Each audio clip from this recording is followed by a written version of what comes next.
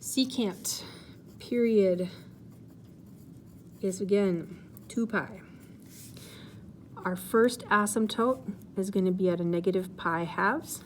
Our second asymptote is going to be at a positive 3 pi halves.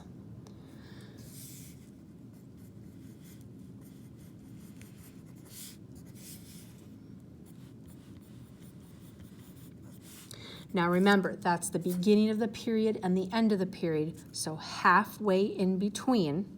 So in this case, at pi halves, we're going to have a third asymptote. So there's going to be my full period, okay? And then, of course, we can continue on in both directions, but all that I can fit in this case is one more. Cosine of 0 is 1. So the reciprocal of 1 is 1. Cosine of pi fourths is 1 over the square root of 2.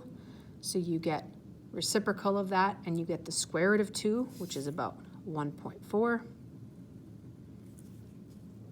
And then again, when you have, this would be pi thirds, the cosine of pi thirds is 1/2, and the reciprocal of that is 2. So the shape and the behavior is almost identical to that of the cosecant graph. The only difference is that it has been shifted, just in the same way that sine and cosine are almost identical and are shifted. Cosine of pi is -1, so the reciprocal of -1 for secant is -1.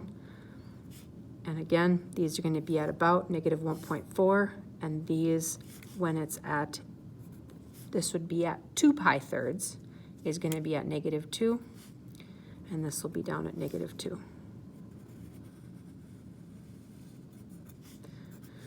Now I can only fit another full piece in this region here.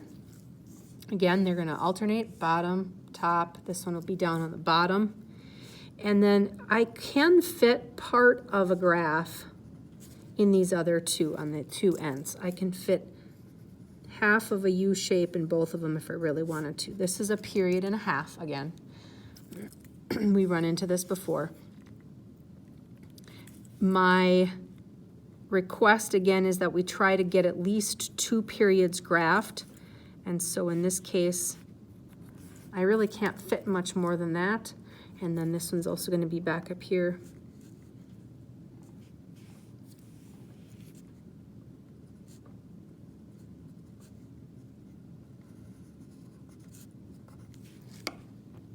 And there is my secant graph.